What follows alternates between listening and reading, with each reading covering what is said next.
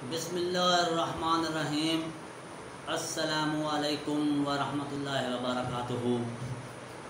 दोस्तों, आपका दोस्त डॉक्टर ग़ुलाम फ़रीद फ़राम लिहाड़ी एक नई वीडियो लेकर आपकी खिदमत में हाज़िर है। उम्मीद है कि आप भी खैरियत से होंगे। नाज़रीन, जो आज की वीडियो आपके सामने पेश की जाएगी वो है नक्रेज़ोस्पर्मिया, यानी मनी में स्पर्म का होना लेकिन उनका हेड ना होना। क्योंकि अगर हेड नहीं होगा तो बच्चा पैदा नहीं होगा। क्योंकि जो जरसूमा होता है, जब वो औरत के अंडे के साथ मिलाप करता है तो उसका हेड ना हो तो वो पूरी तरह अंडे के अंदर दाखिल नहीं हो सकता। इसलिए अगर हेड ना हो तो औलाद नहीं हो सकती। इसकी पूरी तफसील से पहले मेरे वो प्यारे नाज़रीन जिन्होंने अभी तक मेरा यूट्यूब चैनल सब्सक्राइब नहीं किया, वो सब्सक्राइब ज़रूर कर लें।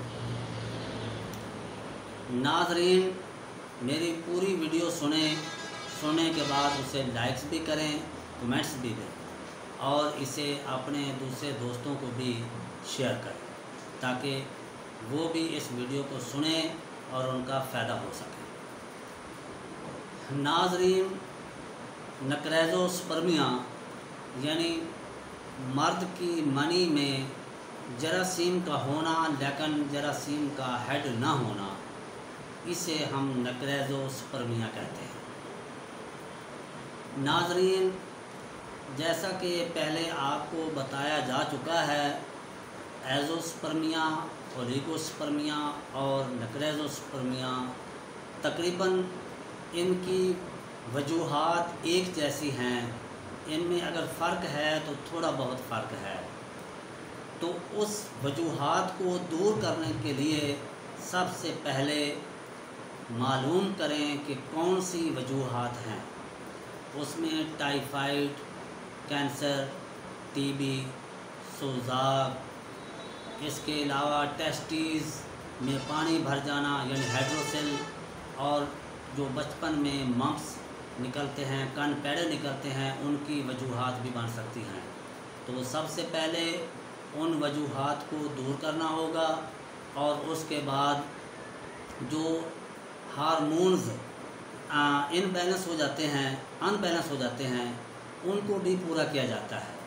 अगर हार्मोन पूरे नहीं होंगे तो फिर भी जरासीम तैयार नहीं होंगे और ना उनके हेड तैयार होंगे। नाज़रीन, इस पूरी वीडियो को सुनने से आपको सिर्फ ये फ़ायदा हो जाएगा कि इसकी वजूहात क्या है। तो पहले उस वजूहात को दूर करें। यानी कैंसर, अगर मारूसी तौर पर कोई उसका जरासीम आ रहा है तो उसे दूर करें।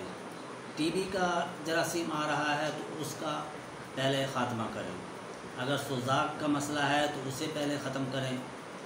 इसी तरह अगर कान पैड़े का मसला है, हाइड्रोसेल का मसला है, कोई चोट वगैरह लग गई है टेस्टीज़ पर, तो उसकी वजह से भी जो वेनें हैं जिनके ज़रिए मनी सफ़र करती है, तो वो जो नालियां हैं वो बंद हो जाती हैं अगर चोट वगैरह लग जाए। तो सबसे पहले उन वजूहात को दूर करना होगा। उसके बाद जो उसके हार्मोन्स हैं उनका इलाज करना होगा।